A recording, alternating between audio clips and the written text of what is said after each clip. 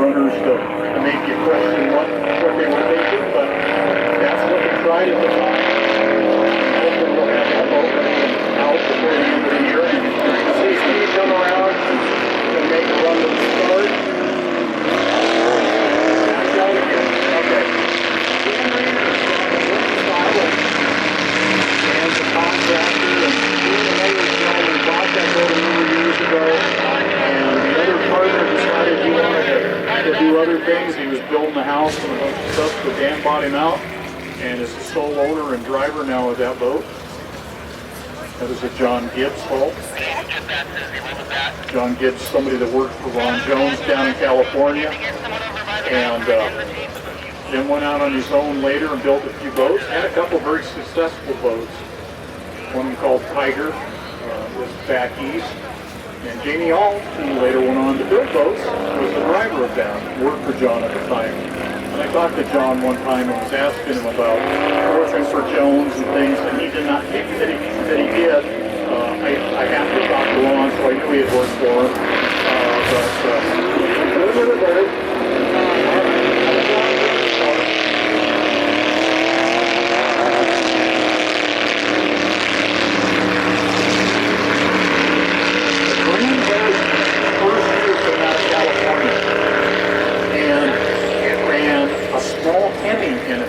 Back when these boats ran true 302, 305 race motors, none of the stock car motors.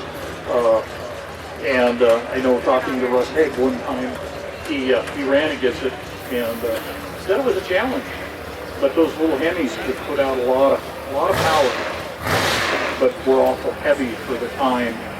Okay, here comes Dan. He's going to catch up, and then you'll see Steve pick it up again. A whole lot more fun to watch him go out there and go around side by side or close to it than somebody at one end, of course, and the other at the other. Both these boats do very well. Dan does not have nearly the speed he does.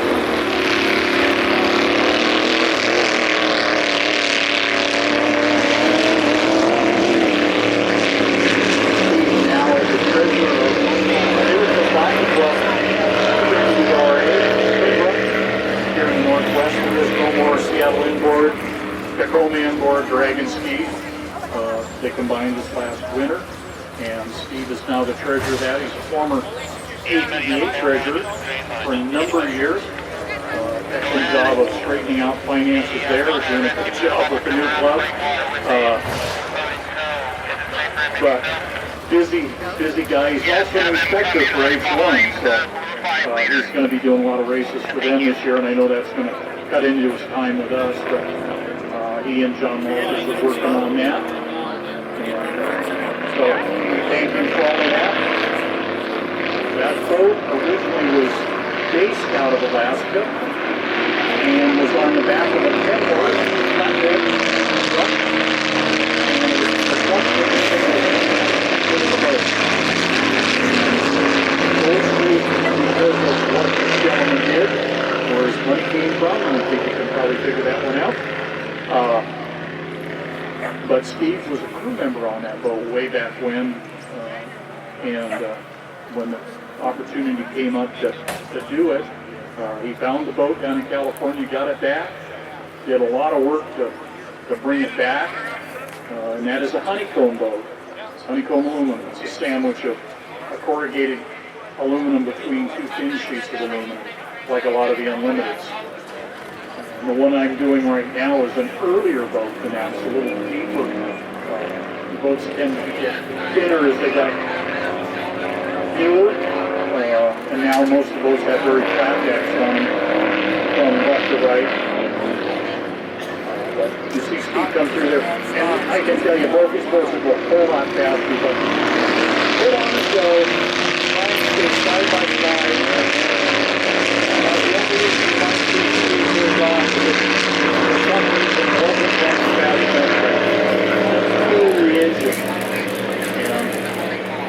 You need to realize we don't run a water pump. It's just a pickup. It's off the rudder, and whatever water is forced in, that's what cools the engine. Because sometimes we got too much and it's too cold. Sometimes they're they're too hot, you got to open them up a little bit, but we can do that with a valve on the system. All right, you see Dan on the outside there. He's hit by the rooster tail for a minute.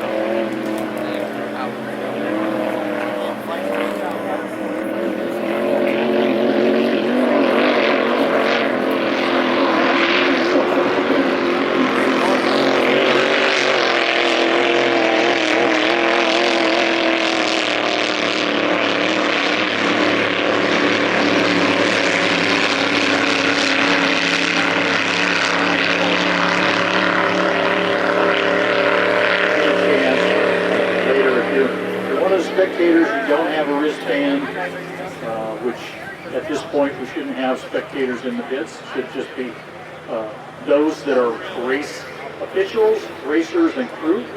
But if you get a chance, when you get done at the end of the day, come in and take a look at these boats. I think you'll be amazed. And look at the vintage, compare it with the new boats. They're running competition. I think you'll be surprised. A lot of technology, a lot of years of development. You can take Ron Jones Sr. and Jr., also Ted Jones prior to them, Dad's grandfather. First family of boat racing, boat builders. Guys have done so much over the years. Unfortunately, the only one left now is JR. And if everything is going as planned,